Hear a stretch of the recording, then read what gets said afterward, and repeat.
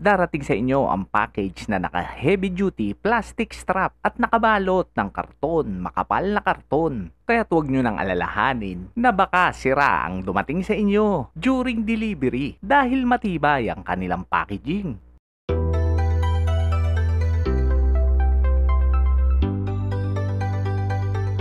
Ang mga laman ng package: hydraulic soft close hinges, plastic embedded parts, screws, and eccentric wheels, triangular iron, nails, screws, and tocks, at installation instruction. At sa mga nagwo-worry naman na baka masira ang corner during delivery ay hindi po, dahil meron silang rubber support sa corner. At tips lang, kung ang order nyo ay 3 doors o 4 doors, ay may makikita kayo na kahoy na embedded na ang kanyang plastic na parang tocks, katulad nitong inyong nakikita. Ibig sabihin, yan yung nasa gitnang vertical portion. By the way, ito nga palang a-assembling ko ay 3 doors bottomless. At bago ka mag-umpisa ng assembly, ay ipwesto mo na kung saan ba nakalagay ang mga kahoy, kung sa taas ba, sa gitna o sa baba. 3 kulay ang available nung ako ay umorder. Merong white, gray, at rose gold. At ang napili ko nga ay rose gold. Ito nga pala yung mga pinto na gawa sa glass and aluminum. At habang ipinupwesto ang mga kahoy, dapat ang mga butas nito ay nasa ibabaw.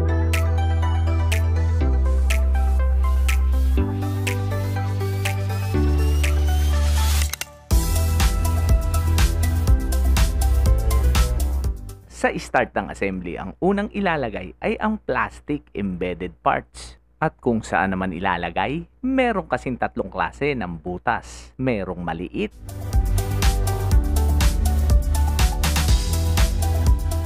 katamtaman, at malaking butas. At ang embedded plastic ay ilalagay sa katamtamang butas. Tandaan lamang na yung parteng may hiwa, yun ang sa ilalim.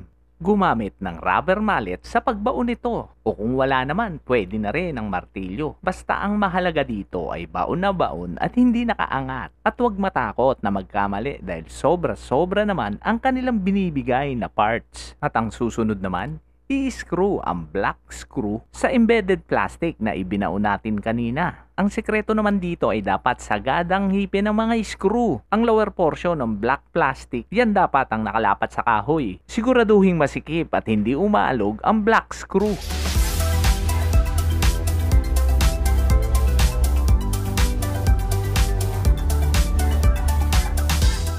At yung kahoy na naka-pre-install na yung embedded plastic, tandaan na magkabilaan ang black screw na ilalagay dyan.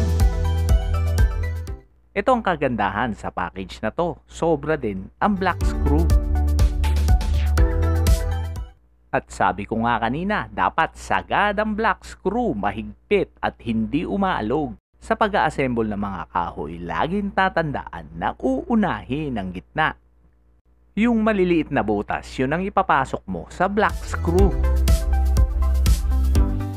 At tatandaan din na ang pwesto ng mga malalaking butas ay nasa ilalim. Pagkatapos mong maiporma ang gitna, ay isunod mo na ang 2 gilid. Bago mo ilagay ang porsyon ng ilalim at ng ibabaw, mas madali kung ilalak mo na ang gitna using eccentric wheel lock.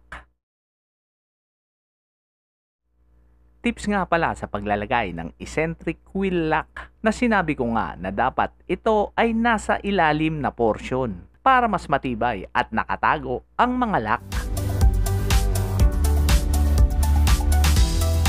Ang ilalim na porsyon ng eccentric wheel, yung parte na may uka, dapat nakaparallel sa black screw. At dapat ito ay nakalubog sa kahoy para siguradong nakashoot ito sa black screw. Ang paglalak naman nito ay pihitin lang ito ng pa-clockwise o pakanan.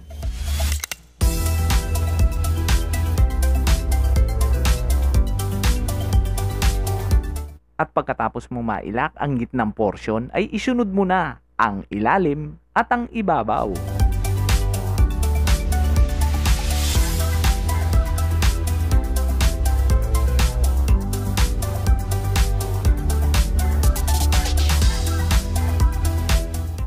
Remember, dapat ang iyong eccentric wheel ay nasa ilalim. Ang susunod dito ay ikabit ang triangular plate na ang basic naman dito, lahat ng corner dapat meron. At dahil 6 ang ibinigay para sa 3 pinto, ang 2 ay ilalagay ko sa gitna. Ang tamang pag-install naman ito, dapat ito ay pantay lang sa edge ng kahoy, sa back portion. O kaya, para sure ka, ay ipasok mo ng kaunti. Ang bawal lang naman dito ay lalabas ang triangular na metal. Dahil kung magkaganon, hindi mo malalapat ang likod ng iyong cabinet na inassemble. May 6 na screws sa bawat triangular metal at huwag mo yan titipirin dahil yan ang magpapatibay. Lahat yan, lagyan mo. Ang diskarte naman dyan ay yung baba muna ang ilagay mo, yung 3 ibaba at pagkatapos mo ay baliktarin mo na lang at ilagay mo ang natitirang 3 metal. At pagkatapos nyan, ilagay mo na ang cover tin board na inilalagay sa likod ng cabinet. Manipis lang ito na parang lawanet at ginagamitan ito ng pako.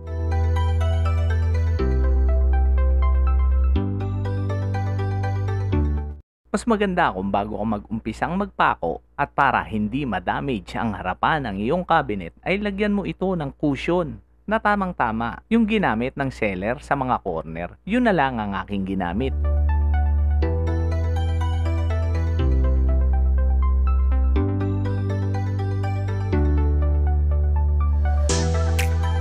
Sa pagpapako naman, unahin mo ang mga corner bago mo tadtarin ang pako.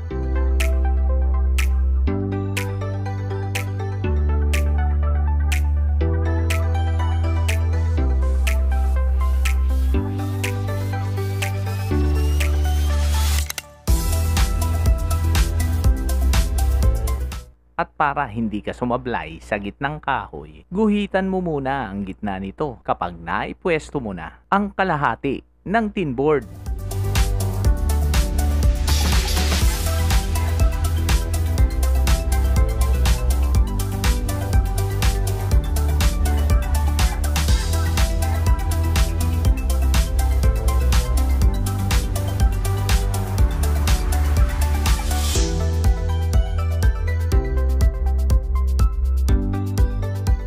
Kapag naikabit mo na ang likuran na cover, butasin mo ang nakatapat sa butas ng triangular metal.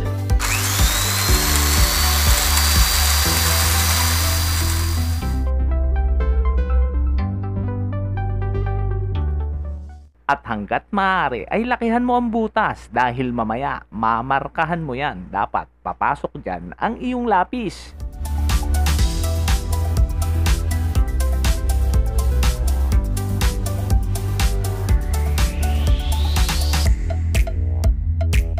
Ang susunod na dyan ay ikakabit na natin ito sa wall. At dahil ako ay nag-iisa at walang katulong sa pagbubuhat, ay gumawa na ako ng kahoy na patungan na level sa pwesto ng aking paglalagyan.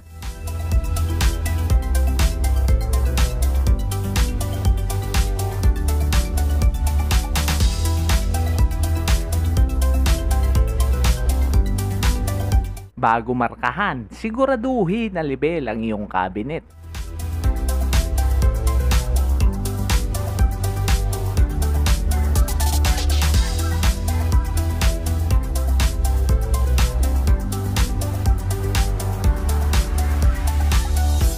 Kapag sigurado ka na level na, markahan mo na ang mga butas.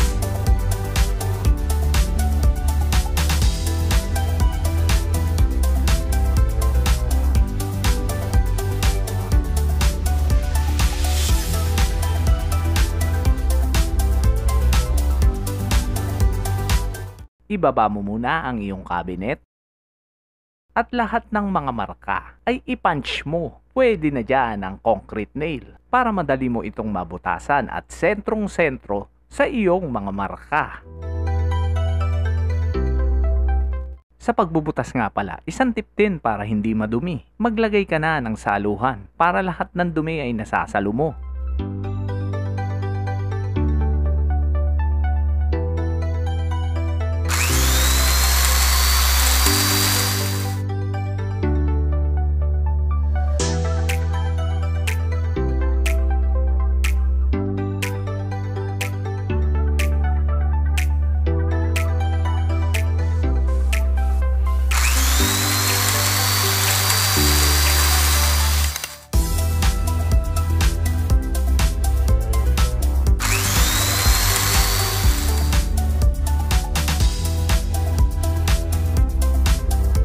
Kita nyo naman, imbis na nagkalit yan sa buong bahay nyo, ay nasalo natin ang halos lahat ng dumi sa ating pagbubutas. Ikakabit na natin ngayon ang 6 na toks.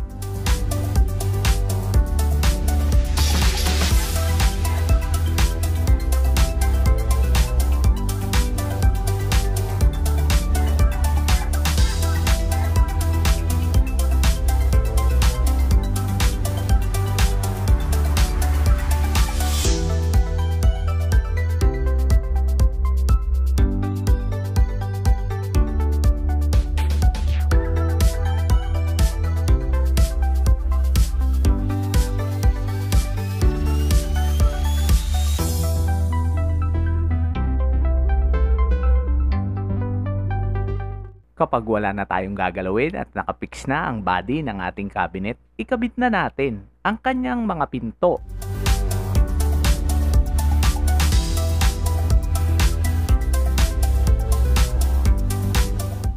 Critical nga pala ang pagkakabit ng mga hinges sa pinto ng cabinet. Kaya't dapat lagi nyo tong tatandaan na kapag ang kinakabit nyo ay sa mga gilid ng cabinet o sa corner, dapat ang ginagamit nyo na hinges ay full overlay. Ganito ang kanyang itsura, diretso ang gitnang portion, at kung ang pinto naman ay sa gitna mo ilalagay at gagamitin mo siya sa 2 pinto, dapat ang iyong gamit na hinges ay half overlay lamang. At ganito naman ang kanyang itsura, may pakurba sa gitna.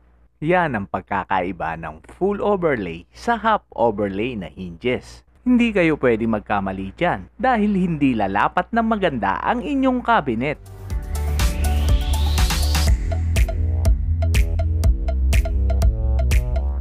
Meron ng nakaredy na butas ang mga pinto na gawa sa aluminum. Manipis lamang ito. Ilalagay nyo na lang ang inyong mga hinges. At dahil itong aking unang pinto na ikakabit ay nasa corner, ang aking ginamit ay full overlay na hinges. At sa pag-i-screw nito, hindi mo na kailangan itong butasan. Dahil sabi ko nga, manipis naman ang aluminum. Kayang-kaya mo itong butasin sa pamamagitan lamang ng screw nito gamit ang Phillips screwdriver.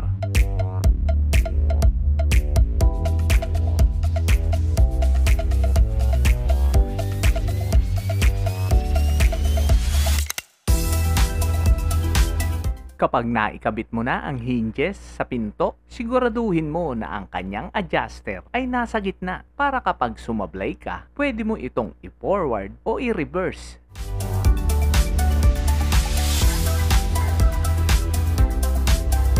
Kapag nagkakabit naman ako ng hinges sa body ng cabinet, ang una kong nilalagyan ng tornilyo ay ang portion ng butas na pahaba para pag nagkamali ka, pwede mo pa itong i-adjust pataas man o pababa.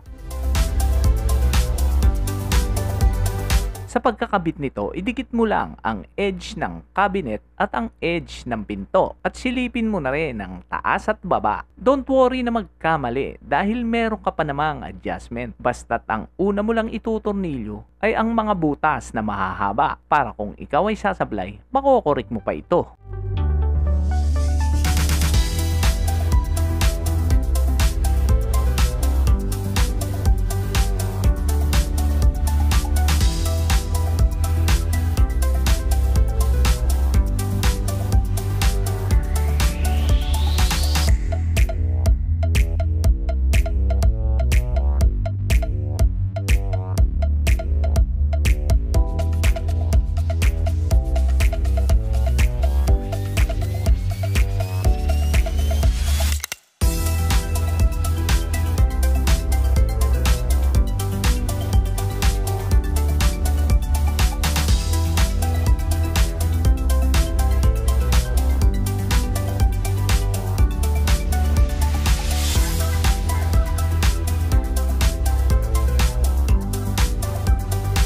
At kapag wala ka ng gagawin na adjustment at naikabit mo na ang lahat ng mga pinto, saka mo lang kukumpletohin ang mga tornilyo ng hinges. At eto na nga ang resulta ng aking pinaghirapan. At bago magtapos ang video na to, baka pwede namang humingi dyan ng isang like, share and subscribe.